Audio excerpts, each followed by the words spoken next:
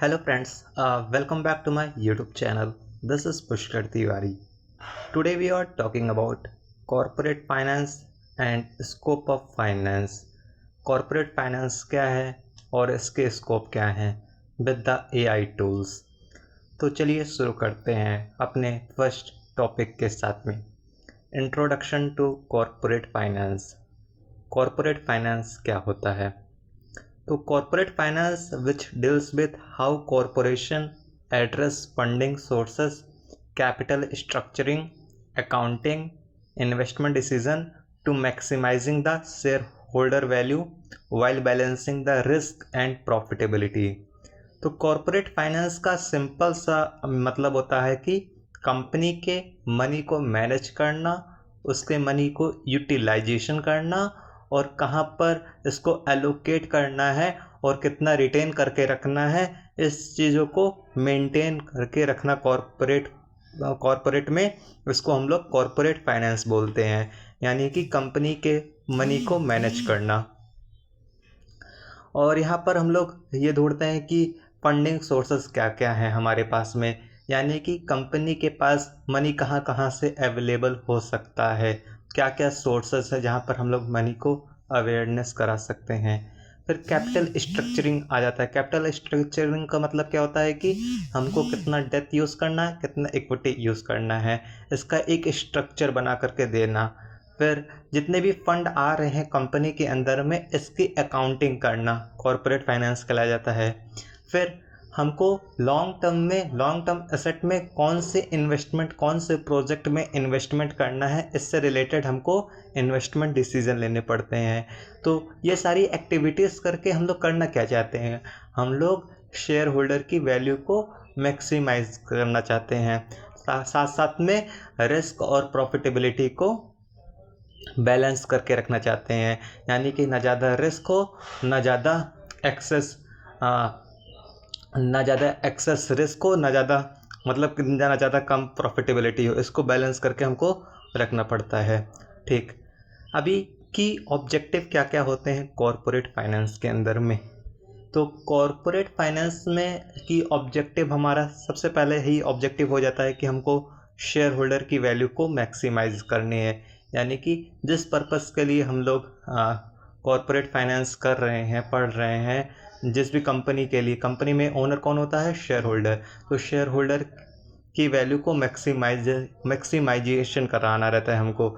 यहाँ पर हम उनकी वेल्थ को बढ़ाते हैं. कई सारे स्ट्रेटेजिक फाइनेंशियल डिसीजन हमको लेना पड़ता है इसके लिए, और हमको इंश्योर करना पड़ता है कि लिक्विडिटी मेंटेन रहे. लिक्विडिटी मेंटेन करने का मतलब है कि कंपनी के अंदर में कई सारे शॉर्ट टर्म ऑब्लिगेशन होते हैं, तो उन ऑब्लिगेशन को मीट आउट करने के लिए हमको लिक्विडिटी चाहिए होती है. और डेली ऑपरेशंस को रन करने के लिए कंपनी के पास लिक्विडिटी होनी चाहिए. शॉर्ट टर्म कैश कंपनी के पास हमेशा अवेलेबल होना चाहिए, उसको मेंटेन करके उसको कंपनी को रखना पड़ेगा. फिर क्या आ जाता है कि हमको कैपिटल स्ट्रक्चर को ऑप्टिमाइजेशन करना होता है. कैपिटल स्ट्रक्चर को ऑप्टिमाइजेशन करने का मतलब है कि कॉस्ट ऑफ कैपिटल को मिनिमाइज करके हम लोग क्या करेंगे? बैलेंस करेंगे डेट और इक्विटी को.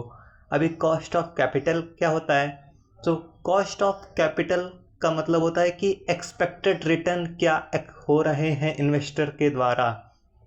अभी इन्वेस्टर पैसे लगा रहा तो कुछ ना कुछ वो रिटर्न कंपनी से चाहेगा कि हमको भी कुछ रिटर्न मिले.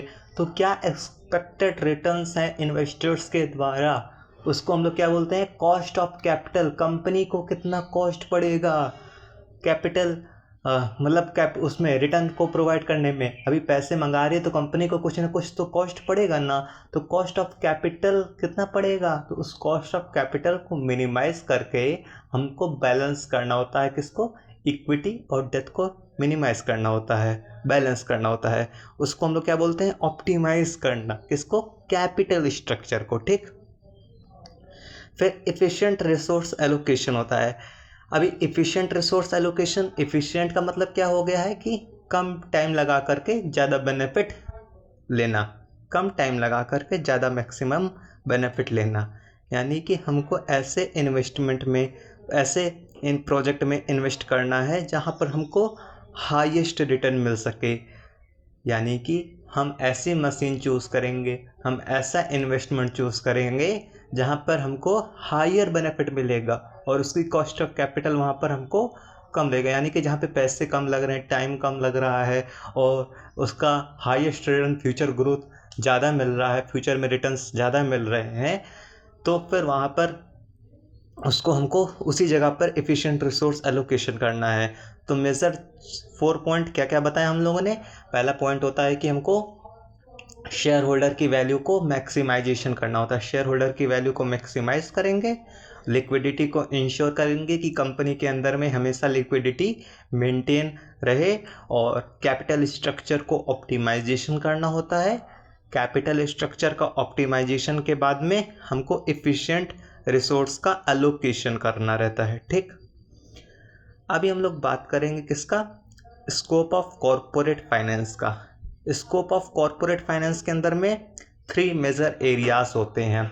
इसको पूरे चैप्टर में, इसका समझ लो ये बेस है पूरे चैप्टर का, या फिर पूरे कह सके पूरे फाइनेंशियल मैनेजमेंट का, कॉरपोरेट फाइनेंस का बेस है यही 3 मेजर एरियाज। कौन कौन से एरियाज हैं? पहला तो है कैपिटल बजटिंग, जिसको हम लोग इन्वेस्टमेंट डिसीजन बोलते हैं। दूसरा है हमारा फाइनेंशियल डिसीजन, जिसको हम लोग कैपिटल स्ट्रक्चरिंग भी बोलते हैं। और तीसरा हो जाता है हमारा डिविडेंड डिसीजन। तो 3 टाइप के डिसीजंस हैं, 3 एरियाज के डिसीजंस हैं जो कि इम्पोर्टेंट है फाइनेंशियल मैनेजमेंट के अंदर में, कॉरपोरेट फाइनेंस के अंदर में। कौन कौन से?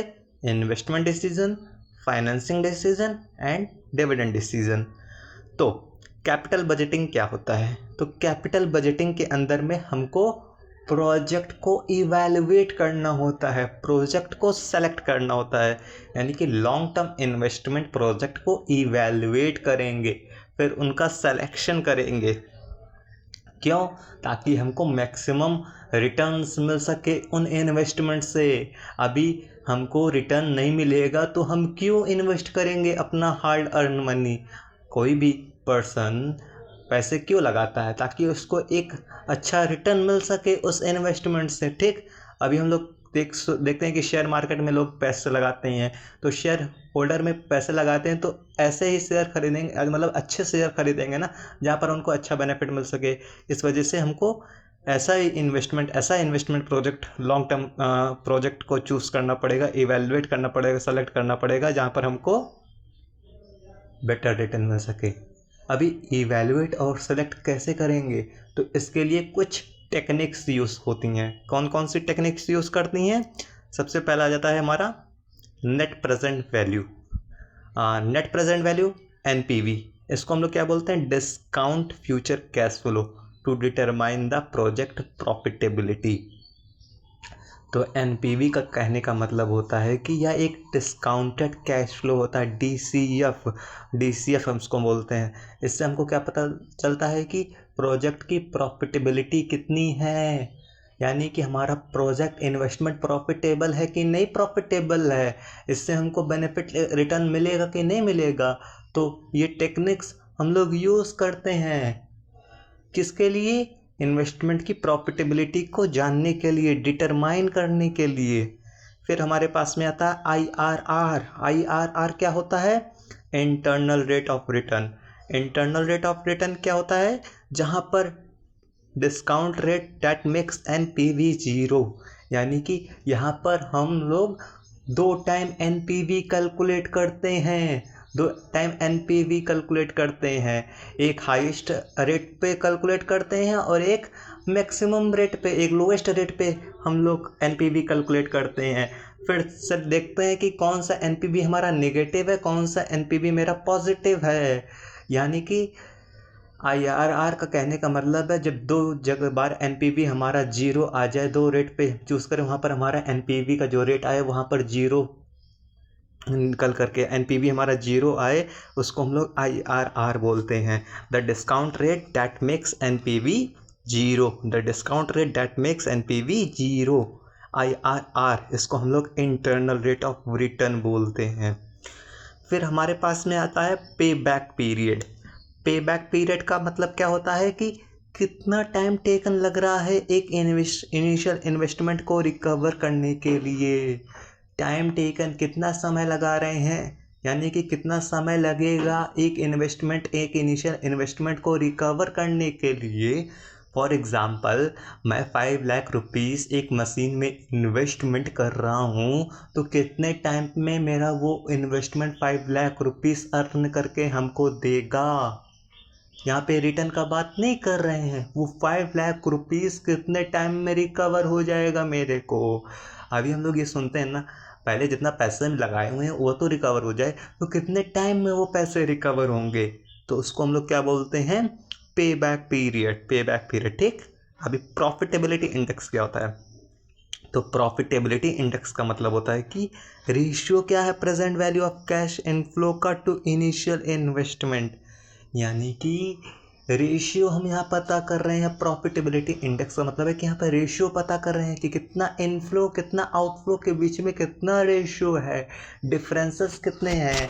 यानी कि 5 लाख लगाया है, 5 लाख रुपीज़ हमारा इनिशियल इन्वेस्टमेंट था, और कैश इनफ्लो हमारा समझ लो कितना आया, cash inflow all over total मेरा 7 लाख रुपीज़ आया। तो रेशियो कितना बन रहा, 5:7 बढ़ रहा है ना, 5:7 बढ़ रहा है। तो कितना प्रॉफिटेबिलिटी, इसी को हम लोग क्या बोलते हैं, प्रॉफिटेबिलिटी इंडेक्स। कितना प्रॉफिटेबिलिटी पता चल रहा है इंडेक्स, इस रेशियो से हमको पता लग जाता है कि कितना रेशियो है, कितने डिफरेंसेस हैं। ठीक। तो इनफ्लो और आउटफ्लो के बीच में रेशियो, कैश इनफ्लो हमारा कितना है, कैश आउटफ्लो कितना हुआ, हमारा इनिशियल इन्वेस्टमेंट कितना हुआ, इनके रेशियो को हम लोग प्रॉफिटेबिलिटी इंडेक्स बोलते हैं। ठीक। तो कैपिटल बजटिंग का हम ये टेक्निक्स याद रखेंगे ना। एक पहला एनपीवी को ना भूलना है, क्योंकि इससे हमारा IRR भी लिंक होता है, तो आपको एनपीवी भी कैलकुलेट करना आना चाहिए। ठीक। तो एनपीवी पहला टेक्निक होता है एनपीवी, दूसरा टेक्निक होता है IRR, जिसको हम लोग इंटरनल रेट ऑफ रिटर्न बोलते हैं। फिर हमारे पास में आता है पे बैक पीरियड। पे बैक पीरियड में क्या रहता है कि कितना टाइम हम लोग इन्वेस्ट करेंगे एक इनिशियल इन्वेस्टमेंट को रिकवर करने के लिए। फिर आता है प्रॉफिटेबिलिटी इंडेक्स। प्रॉफिटेबिलिटी इंडेक्स के अंदर में रेशियो, कितना कैश इनफ्लो लगा रहे हैं आउटफ्लो के बीच में, कैश आउटफ्लो और कैश इनफ्लो दोनों के बीच में कितना रेशियो है। फिर कैपिटल स्ट्रक्चर। कैपिटल स्ट्रक्चर का मतलब क्या होता है, कैपिटल स्ट्रक्चर को हम लोग फाइनेंसिंग डिसीजन बोलते हैं। कौन कौन से सोर्सेज हैं जहां पर कंपनी को पैसे मिलेंगे। अभी किसी भी पर्सन को पैसे चाहिए होता है तो सोर्सेज ढूंढता है कि हमको पैसे कहाँ कहाँ से मिल सकते हैं। वो घर से पैसे लेता है, अपने फ्रेंड से उधार पैसे मांग लेता है, या फिर वो बैंक से पैसे मांग लेता है, या फिर उसके पास कुछ ना कुछ सेविंग्स पड़ी होती हैं, खुद के पैसे पड़े होते हैं। तो ये उनके सोर्सेज हो गए पैसे मिलने के। अभी हमारे पास में क्या क्या सोर्सेस हैं, कंपनी के पास में क्या क्या सोर्सेस हैं, तो कंपनी के पास में सोर्सेस होने चाहिए ना, तो उन सोर्सेस ऑफ फाइनेंस का भी तो पता लगाना पड़ेगा। कंपनी को रन करने के लिए पैसे का, फाइनेंस का ज़रूरत तो पड़ेगा ना। तो कंपनी के पास में 2 मेजर सोर्सेज होते हैं, पहला होता है इक्विटी, दूसरा होता है डेथ। हम लोग इक्विटी यानी कि शेयर होल्डर से कितने पैसे लेकर के हम लोग कंपनी को रन कर रहे हैं, या फिर लोन लेकर के, बैंक से लोन लेकर के, डिबेंचर को इशू करके कितना पैसा रेस करवा रहे हैं, यानी कि कितना पोर्शन हमारा इक्विटी का है और कितना पोर्शन डेब्ट का है। इन सारे सोर्सेस हमारी कैपिटल स्ट्रक्चर फाइनेंसिंग डिसीजन में लेते हैं, यानी कि कितना डेब्ट लेना है, कितना इक्विटी लेना है। यह डिसीजन हमारा फाइनेंसिंग डिसीजन कहलाया जाता है। तो यहाँ पर हमको बोला जाता है कि हमको ऑप्टिमल डिसीजन लेना है, यानी कि एक ऑप्टिमल मिक्स बनाना है डेथ और इक्विटी फाइनेंसिंग का। यहाँ पर हम लोग डेथ और इक्विटी को ट्रेड ऑफ करते हैं। ट्रेड ऑफ करने का मतलब है कि हम लोग चीपर से चीपर सोर्स यूज़ करके अपने डेथ को रेस करेंगे, यानी कि डेथ को रेस करने का मतलब होता है कि फाइनेंशियल रिस्क का ज़्यादा बढ़ जाना। डेथ हमारा यानी कि डेथ को ज़्यादा, अगर हम लोग ज़्यादा से ज़्यादा डेथ ले रहे हैं, यानी कि ज़्यादा लोन ले रहे हैं, तो फाइनेंशियल रिस्क बढ़ेगा। अभी फाइनेंशियल रिस्क को बढ़ रहेगा, कंपनी को तो पैसे मिल रहे हैं, तो रिस्क कैसे बढ़ेगा। अभी देखो डेथ के अंदर में ना जो रिटर्न प्रोवाइड करना होता है ना, वो फिक्स होता है। कंपनी चाहे अर्निंग करे, कंपनी ग्रोथ करे या ना करे, हमको डिबेंचर के पैसे को रिटर्न करना ही पड़ता है। इनको फिक्स्ड रिटर्न लौटाना है एक पार्टिकुलर एक स्पेसिफाइड टाइम पीरियड के बाद में, या फिर मैच्योरिटी डेट जब भी इनकी आएगी हमको डेथ या फिर डिवेंचर होल्डर के पैसे को रिटर्न करना ही करना पड़ेगा, एक फिक्स होता है। इसी वजह से हम लोग क्या चाहते हैं, हम लोग चीपर रेट पे रिटर्न यानी कि चीपर रेट पे डिवेंचर को इशू करवाते हैं, डेथ को चीपर रेट पर ले आते हैं। ठीक, तो हम लोग टैक्स डिडक्टेड, यहाँ पर हमको टैक्स भी डिडक्ट करके चलना पड़ता है इंटरेस्ट के साथ में, यानी कि टैक्स डिडक्टेबल इंटरेस्ट करना पड़ता है। बट यहाँ पर क्या फाइनेंशियल रिस्क बढ़ जाता है अगर हम लोग ज़्यादा से ज़्यादा यहाँ पर डेथ लेते हैं। और इक्विटी हमारा क्या होता है, इक्विटी मोर एक्सपेंसिव होता है, मोर एक्सपेंसिव। सबसे ज़्यादा हमारा कौन एक्सपेंसिव होता है, देखो डेथ हमारा चीपर होता है यानी कि चीपर रिटर्न्स देने पड़ते हैं, और इक्विटी हमारा मोर एक्सपेंसिव होता है क्योंकि डिविडेंड पे टैक्स डिडक्टेबल नहीं होते हैं, लेकिन डेथ पे टैक्स डिडक्टेबल यहाँ पर होते हैं। बट यहाँ पर क्या बैंकरप्सी रिस्क हमारा रेड्यूस होता है, यहाँ पर कंपनी को प्रॉफिट होगा तभी यहाँ पर हमको रिटर्न देना है। इस वजह से यहाँ पे बैंकरप्सी रिस्क हमारा जो है वो रेड्यूस रहता है as comparison to the debt. यहाँ पे बैंकरप्सी रिस्क का कहने का मतलब है कि यहाँ पे उतना ज़्यादा फाइनेंशियल रिस्क नहीं होता है, कंपनी लॉस में भी चली जाएगी तो यहाँ पर शेयर होल्डर को रिटर्न अभी नहीं मिलेगा क्योंकि कंपनी अभी ग्रो नहीं है, कंपनी के पास प्रॉफिट नहीं है। कंपनी के पास प्रॉफिट होगा तभी रिटर्न्स मिलेंगे, तभी डिविडेंड मिलेगा, किसको, शेयर होल्डर को। ठीक, तो ये हो गया। इस वजह से हमको एक ऑप्टिमल डेथ और इक्विटी का चूज़ करना है, ट्रेड ऑफ करना है। ठीक, फिर हमारे पास में मेथड आ जाते हैं कैपिटल स्ट्रक्चर को चूज़ करने के लिए, कितना इक्विटी यूज़ करना कितना डेथ। तो इसमें एक बहुत ज़्यादा पॉपुलर मेथड है, बहुत मतलब पॉपुलर थ्योरी है जिसको हम लोग बोल सकते हैं, वो है मोदिग्लियानी मिलर थ्योरम। यहाँ पर क्या रहता है, एक परफेक्ट मार्केट होती है जहाँ पर कैपिटल स्ट्रक्चर अफेक्ट नहीं करते हैं फर्म की वैल्यू को, यानी कि हम लोग कोई सा भी कैपिटल स्ट्रक्चर चूज़ करेंगे, चाहे हम लोग डेथ को ज़्यादा यूज़ करें चाहे इक्विटी को ज़्यादा यूज़ करें, कंपनी के फर्म मतलब कंपनी की वैल्यू पे कोई भी इफेक्ट नहीं करेगा। तुम चाहे डेथ को बढ़ाओ चाहे कम करो, no effect on the firm value.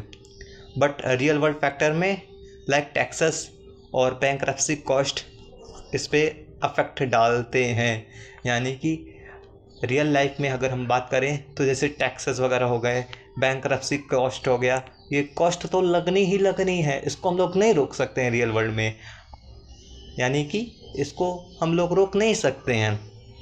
तुम अगर लोन ले रहे हो तो लोन पे अगर रिटर्न नहीं प्रोवाइड करोगे तो ये इफेक्ट तो डालेंगे ना भाई। अभी डिवेंचर होल्डर अपना पैसा मांगने तो आएंगे ही ना, अपने रिटर्न्स मांगने आएंगे, और टैक्सेस है, गवर्नमेंट टैक्स लेगी, इस पर हमारा कोई भी कंट्रोल नहीं है। बट कुछ जो ट्रांजैक्शन कॉस्ट हो गया, यहाँ पर कोई ट्रांजैक्शन कॉस्ट नहीं लगता है ना। ठीक है, तो मेरा सिंपल सा कहने का मतलब है कि जो ओवरऑल कंपनी की वैल्यू है उस पर कोई भी फ़र्क नहीं पड़ेगा। अगर मैं कंपनी के पास में ज़्यादा पैसे भी आ रहे हैं तो कंपनी की फर्म की वैल्यू पे उतना ज़्यादा असर नहीं करेगा। ठीक, यही बोलता है हमारा मोदिग्लियानी मिलर थ्योरम।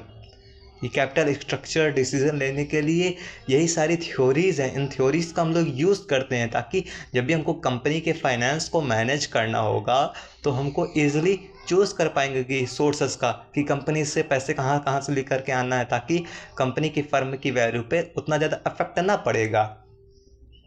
ठीक है, अभी तीसरा है वर्किंग कैपिटल मैनेजमेंट। अभी वर्किंग कैपिटल मैनेजमेंट क्या होता है, लिक्विडिटी डिसीजन। कंपनी, अभी हम लोग ने बात किया था ना कि कंपनी के पास में लिक्विडिटी होना चाहिए कंपनी को रन करने के लिए, या फिर कंपनी के डेली एक्टिविटीज़ को रन करने के लिए, या फिर शॉर्ट टर्म ऑब्लिगेशन हो गए उनको मीट आउट करने के लिए, तो वर्किंग कैपिटल तो ज़रूरी है। तो एक मोस्ट पॉपुलर फार्मूला यूज़ आता आ रहा है वर्किंग कैपिटल का, जिसको हम लोग बोलते हैं current asset minus current liabilities. Current asset minus current liabilities.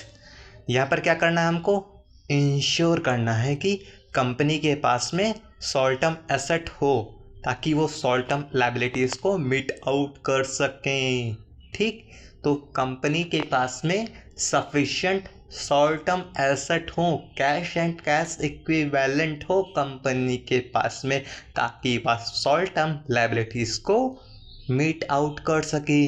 Short term liabilities का मतलब हो गया जैसे हमारा ट्रेड पेबल्स हो गए, इनके पैसे को तो हमको वापस करने हैं, कंपनी ने ट्रेड क्रेडिट ले रखा हुआ है तो उनके पैसे को उधार में लिया हुआ तो लौटाना पड़ेगा, तो उस उधार को लौटाने के लिए कंपनी के पास में पैसे तो होने चाहिए, तो शॉर्ट टर्म एसेट हमको मेंटेन करके रखना पड़ेगा कंपनी के अंदर में। ठीक, फिर आता कंपोनेंट।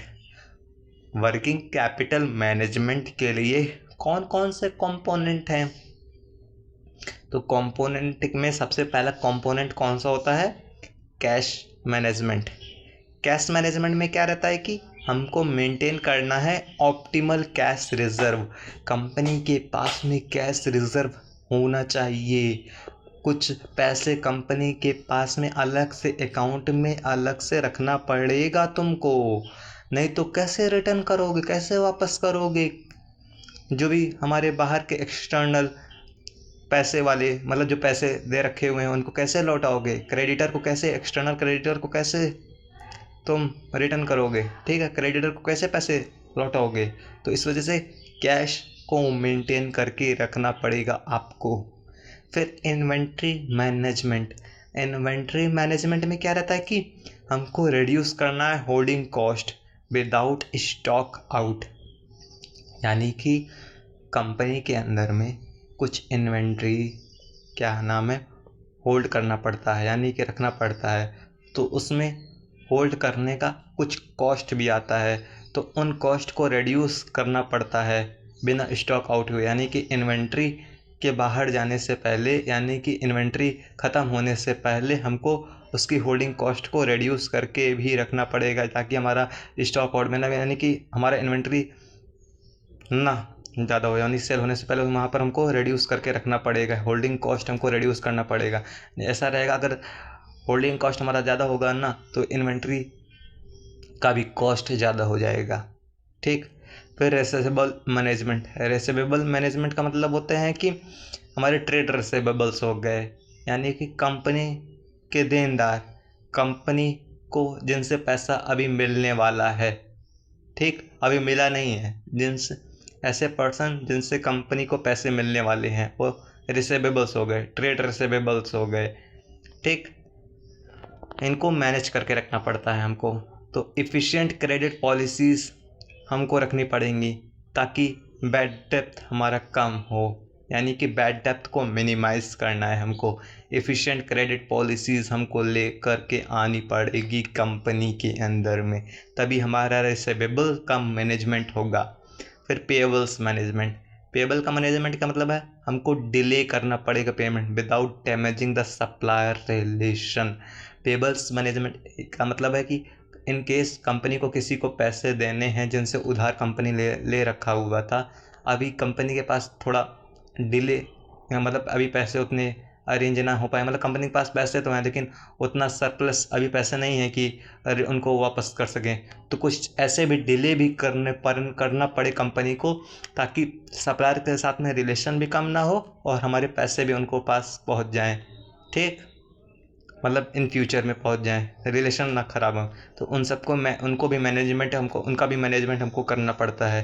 पेबल्स का भी मैनेजमेंट हमको करना पड़ेगा, क्रेडिटर का भी मैनेजमेंट हमको करना पड़ेगा। Dealing payment without damaging the supplier relation. ठीक, तो ये हमारा हो गए 3 टाइप के डिसीज़न।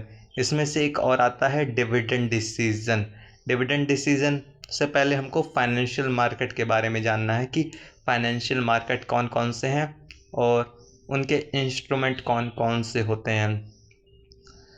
तो फाइनेंशियल मार्केट क्या होता है? फाइनेंशियल मार्केट का मतलब है कि जहाँ पर हम लोग शेयर्स का सेल और परचेस करते हैं, शेयर्स का सेल और परचेस करते हैं। ठीक, इसको हम लोग, एक ऐसा प्लेस जहाँ पर हम लोग शेयर का सेल परचेस करते हैं, उसको हम लोग क्या बोलते हैं? Financial market. ठीक, फिर इंस्ट्रूमेंट, इसके कुछ इंस्ट्रूमेंट्स भी होते हैं। ठीक, अभी टाइप ऑफ फाइनेंशियल मार्केट की बात करेंगे। टाइप ऑफ फाइनेंशियल मार्केट का मतलब है कि मनी मार्केट क्या है, कैपिटल मार्केट क्या है, प्राइमरी मार्केट क्या है, सेकेंडरी मार्केट क्या है। मनी मार्केट के अंदर में क्या रहता है कि यहाँ पर हम लोग शॉर्ट टर्म डेट इंस्ट्रूमेंट का बात करते हैं। जैसे हमारा ट्रेजरी बिल हो गया। ट्रेजरी बिल क्या होता है, यहाँ पर कम टाइम पीरियड में कंपनी को पैसे मिलते हैं, यानी कि इनसे पैसे हम लोग मंगवा सकते हैं शॉर्ट टर्म पीरियड के टाइम में। फिर कॉमर्शियल पेपर हो गया, ये भी एक शॉर्ट टर्म इंस्ट्रूमेंट है पैसे को रेस करने का। ठीक। फिर हमारे पास में कैपिटल मार्केट आता है। कैपिटल मार्केट के अंदर में लॉन्ग टर्म सिक्योरिटीज आ जाती हैं, जैसे बॉन्ड हो गया, स्टॉक्स हो गए, इन सब के सेल और परचेज हो गए, तो लॉन्ग टर्म सिक्योरिटीज आ गई। ये कहाँ पर आती हैं, कैपिटल मार्केट के अंदर में। फिर आता है हमारा प्राइमरी मार्केट। प्राइमरी मार्केट में क्या रहता है, यहाँ पर न्यू सिक्योरिटीज़ का इशुएंस होता है, जैसे आईपीओ हो गए। आईपीओ का मतलब क्या हो गया, initial public offer. Initial public offer का मतलब क्या है, जब कंपनी फर्स्ट टाइम पब्लिक से पैसे रेस करती है, इसके लिए वो क्या इशू करती है, आईपीओ इशू करती है। ठीक। फिर राइट इशू होता है।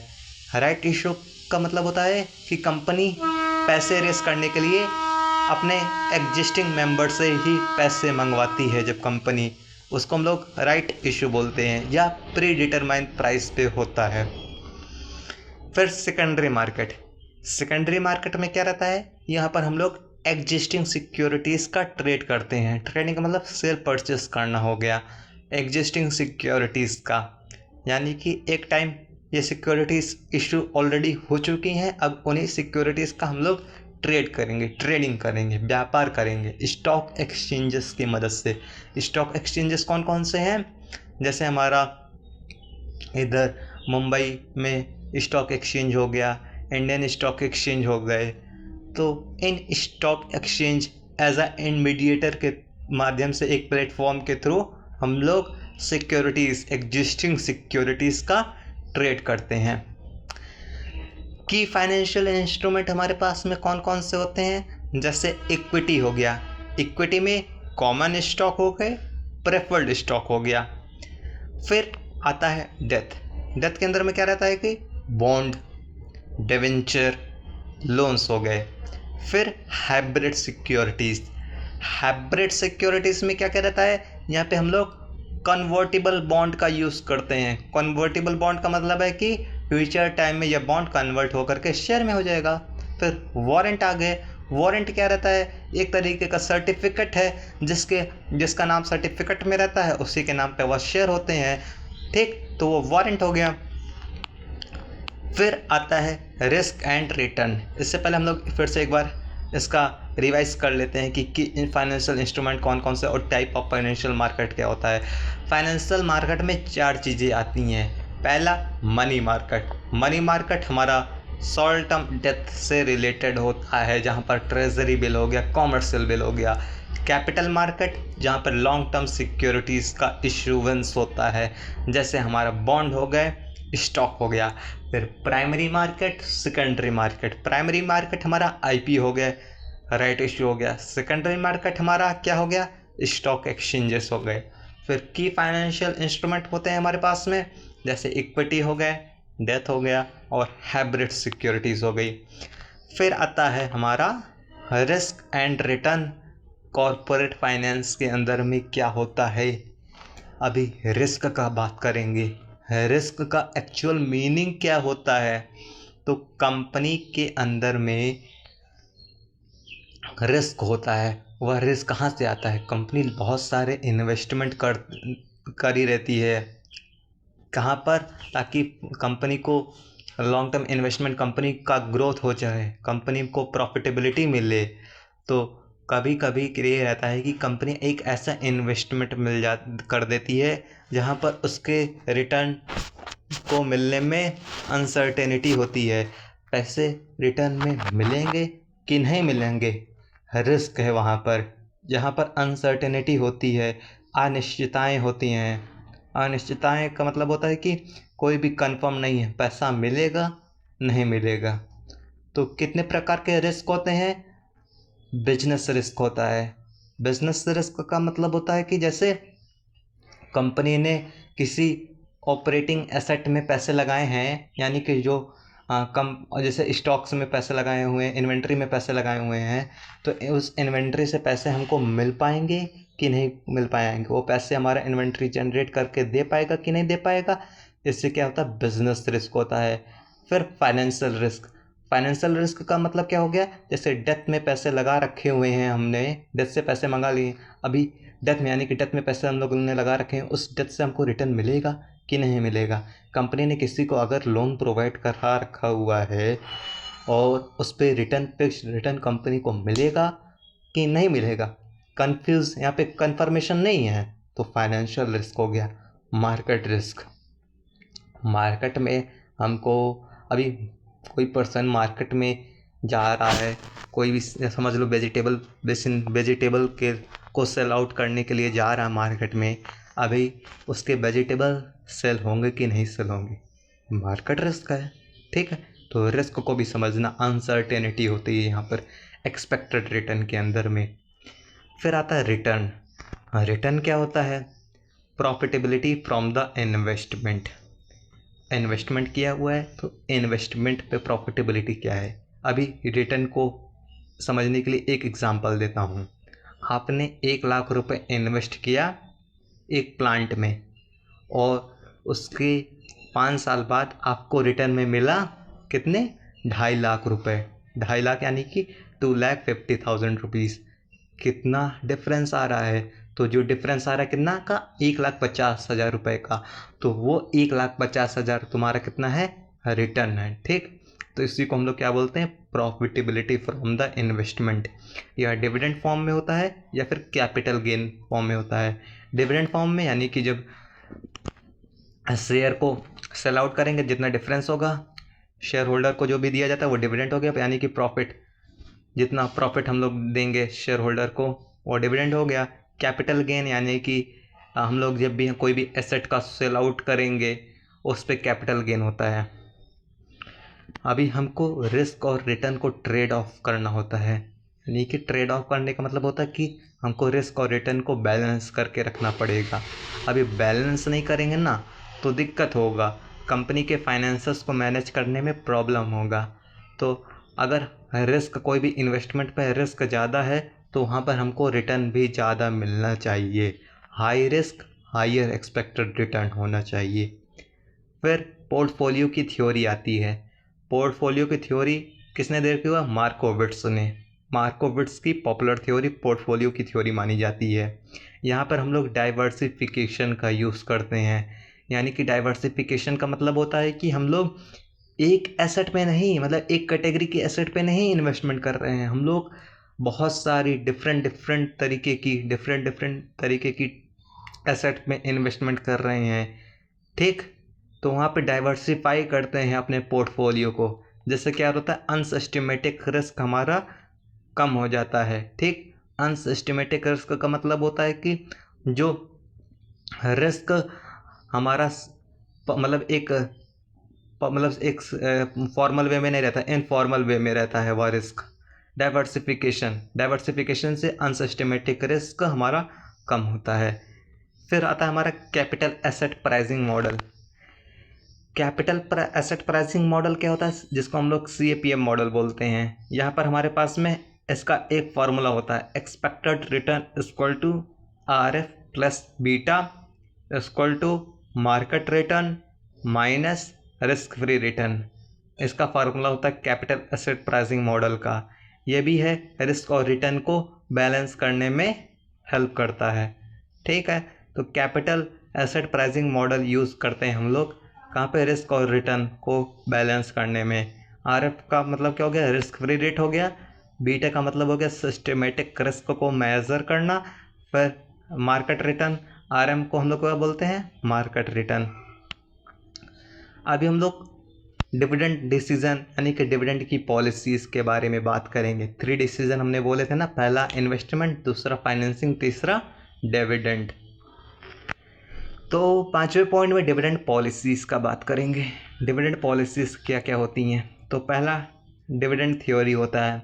डिविडेंड की थ्योरीज में क्या रहता है, इरेलेवेंस थ्योरी।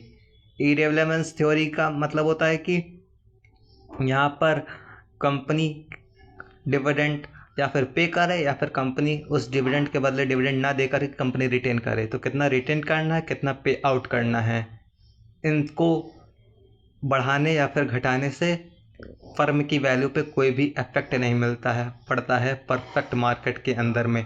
इसको भी हम लोग मिलर एंड मोदिग्लियानी मेथड बोलते हैं, यानी कि जहाँ पर फर्म की वैल्यू के ऊपर कोई भी असर नहीं पड़ता है डिविडेंड पे आउट बढ़ाने पे या फिर रिटेन करने पे।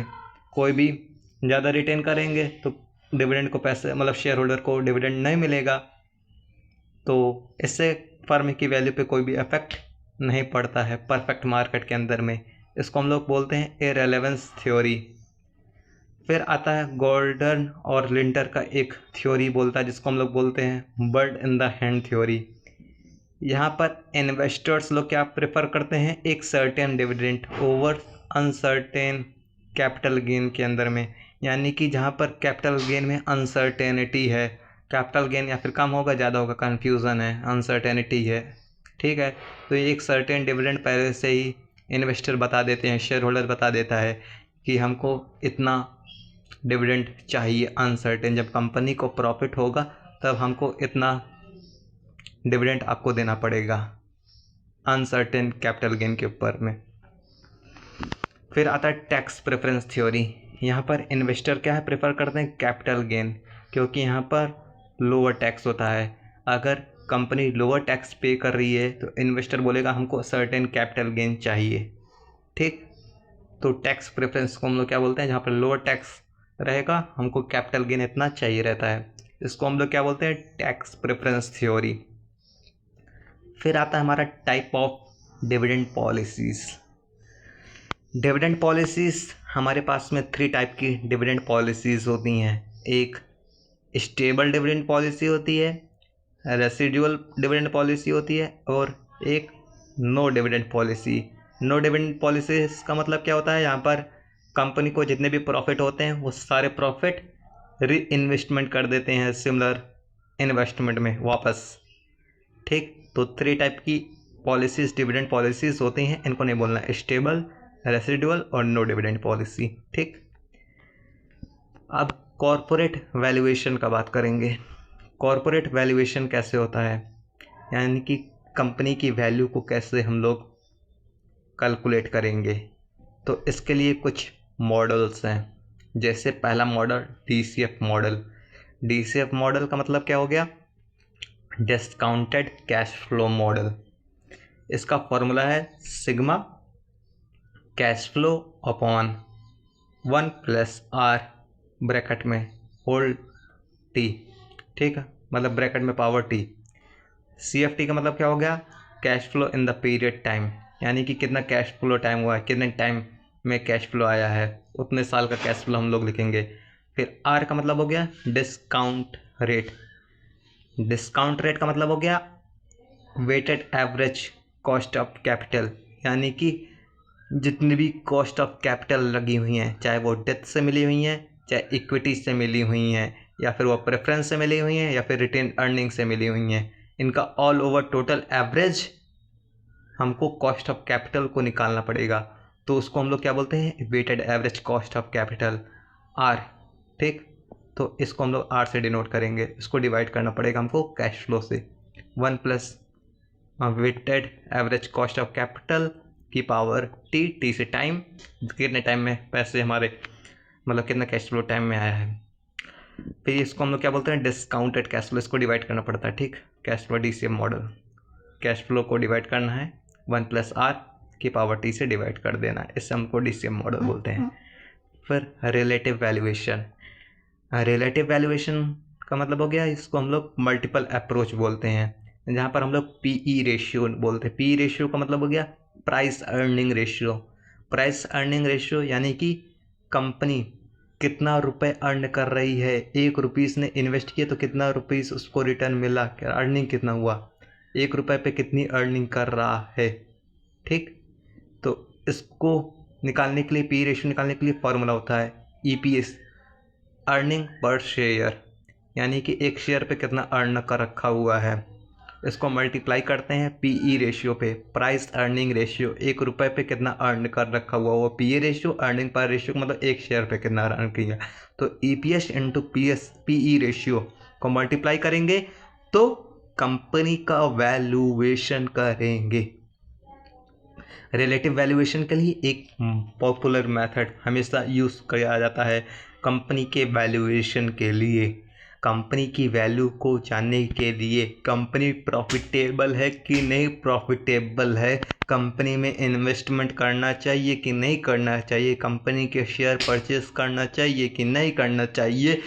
आप ये वर्ड हमेशा सुनेंगे, इबिट्टा कितना है कंपनी का, यानी कि कंपनी की अर्निंग क्या है, इंटरेस्ट देने से पहले, टैक्स देने से पहले, डेप्रिसिएशन लगाने से पहले, एमोर्टाइजेशन लगाने से पहले एक्चुअल अर्निंग कितनी है। यानी कि आप रियल बताइए, आप रियल में कितना अर्न कर रहे हैं, कंपनी रियल में कितना अर्न कर रही है, उसको हम लोग इबिट्टा बोलते हैं। इबिट्टा बताना पड़ता है कंपनी एक्चुअल में कितना पैसा कमा रही है। तीसरा मॉडल होता है cost of capital. Cost of capital वैक को हमेशा हमको मिनिमाइज़ करके रखना पड़ेगा और मैक्सिमम, वैक को मिनिमाइज करेंगे तो मैक्सिमम रिटर्न मिलता है हमको। तो वैक का फॉर्मूला हो गया। वैक का फॉर्मूला कैसे है, जैसे अर्निंग अपॉन वी से क्या हो गया, वी मतलब जहाँ पे अर्निंग प्लस डिविडेंड हो गए हमारे, ठीक, यानी कि अर्निंग प्लस हमारी जितनी मार्केट वैल्यू ऑफ डेथ हो गई, अर्निंग प्लस डिविडेंड, अर्निंग ई से यानी कि हमारा मार्केट वैल्यू कितनी हो गई इक्विटी से, डी से हमारा मार्केट वैल्यू ऑफ डेथ हो गया, तो ई प्लस डी, ठीक। तो E upon V into R E यानी कि cost of equity, D upon V यानी कि market value of debt upon V यानी कि वी जहाँ पर हम लोग इक्विटी प्लस डेथ दोनों यूज़ कर रहे हैं, इंटू आर डी यानी कि cost of debt, into 1 - T यानी कि टैक्स सेविंग करना, 1 - टी टैक्स रेट, टी से टैक्स रेट। तो वैक निकालने का फॉर्मूला क्या होगा, cost of capital, E upon V into R E यानी कि cost of equity, D upon V, D यानी कि कॉस्ट ऑफ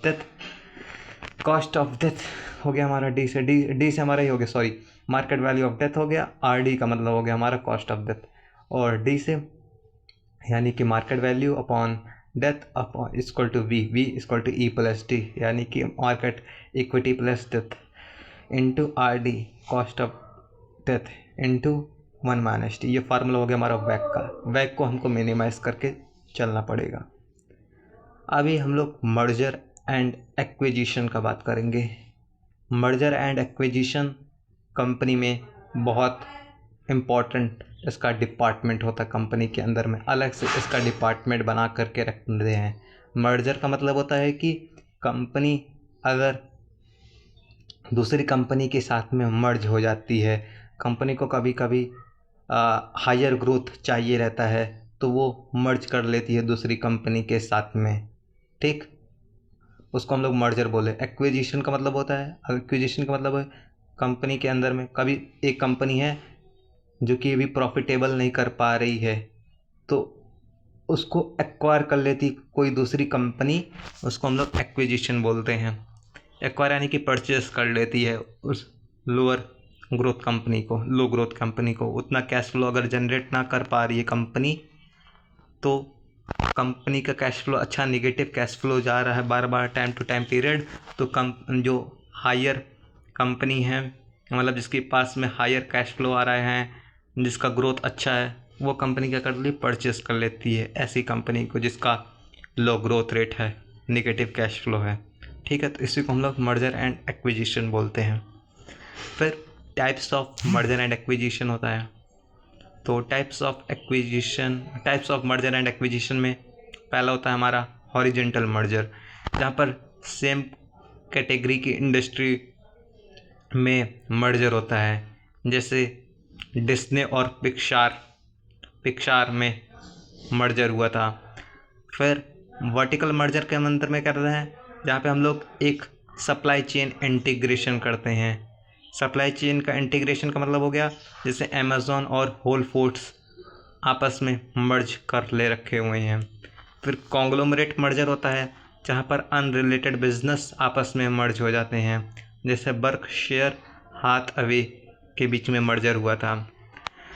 मोटिव क्या होता है मर्जर एंड एक्विजिशन का? साइनर्जी के बेनिफिट के लिए। साइनर्जी का बेनिफिट का मतलब होता है जहाँ पे कंपनी को कॉस्ट सेव होती है, कंपनी की कॉस्ट सेव होती है, रेवेन्यू का इन्हांसमेंट होता है, रेवेन्यू का इन्हांसमेंट होता है। फिर डाइवर्सिफिकेशन, जब कंपनी को डाइवर्सिफाई करना होता है अपने एरिया ऑफ बिजनेस में, या फिर कंपनी को टैक्स बेनिफिट चाहिए, मार्केट में पावर चाहिए, तो इसके लिए वो मर्जर एंड एक्विजिशन करती है। Merger and acquisition very important होता है कंपनी के अंदर में, इसका सेपरेट डिपार्टमेंट होता है। यही 4 मोटिव होते हैं जिसके लिए कंपनी मर्जर एंड एक्विजिशन करती है। मार्केट में पावर चाहिए, मतलब मेजर यही मोटिव होते हैं। मार्केट में पावर चाहिए रहता है, टैक्स के बेनिफिट चाहिए, डाइवर्सिफिकेशन कराना है, सिनर्जी करना है, तो मर्जर एंड एक्विजिशन करना पड़ता है। फिर कॉरपोरेट गवर्नेंस और एथिक्स होते हैं कॉरपोरेट फाइनेंस के अंदर में। तो कॉरपोरेट फाइनेंस के अंदर में कुछ एथिक्स हो गए और कुछ गवर्नेंस, यानी कि कंपनी को कैसे रेगुलेट करना, कंपनी के रूल्स एंड रेगुलेशंस क्या क्या हैं, ट्रांसपेरेंसी वगैरह है। तो कंपनी को यह इंश्योर करना होता है कि कंपनी के पास ट्रांसपेरेंसी होनी चाहिए कॉरपोरेट डिसीजन लेते वक्त, अकाउंटेबिलिटी होनी चाहिए, फेयरनेस होना चाहिए कॉरपोरेट डिसीजन में। कॉरपोरेट गवर्नेंस के कुछ के एस्पेक्ट्स होते हैं, जैसे बोर्ड ऑफ डायरेक्टर का इंडिपेंडेंस होना ज़रूरी होना चाहिए। अभी बोर्ड ऑफ डायरेक्टर किसी के इन्फ्लुएंस में आकर के काम करेगा तो फिर कंपनी को वो कैसे रन कर पाएगा, कंपनी को वह तो लॉस करा बैठेगा। इस वजह से बोर्ड ऑफ डायरेक्टर का भी इंडिपेंडेंस होना ज़रूरी है, ज़्यादा इन्फ्लुएंस नहीं होना है एक्सटर्नल फैक्टर्स के थ्रू। शेयर होल्डर्स के राइट को भी प्रोटेक्ट करके रखना पड़ेगा हमको।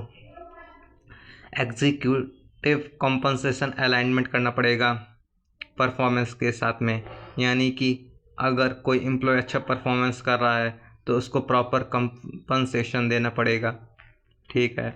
फिर एथिकल फाइनेंशियल रिपोर्टिंग होनी चाहिए, यानी कि कभी भी कोई भी फ्रॉड हो रहा है उसको फ्रॉड को अवॉइड हमेशा करना है।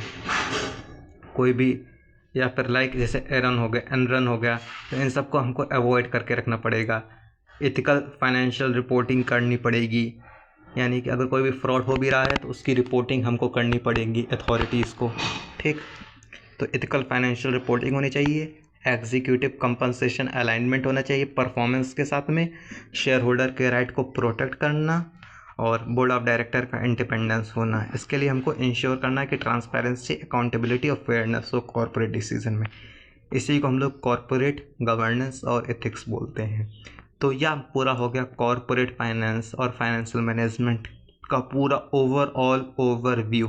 कॉर्पोरेट फाइनेंस क्या है, इसके स्कोप क्या हो गए, टाइप ऑफ कॉर्पोरेट फाइनेंसेस हो गए, फिर corporate governance, merger acquisition, company के वैल्यूएशन, उनकी टेक्निक्स। तो ये ओवरऑल ओवरव्यू है कॉर्पोरेट फाइनेंस का और फाइनेंशियल मैनेजमेंट का। I hope you are like it my video. Please subscribe my channel and like my video. Okay, thank you.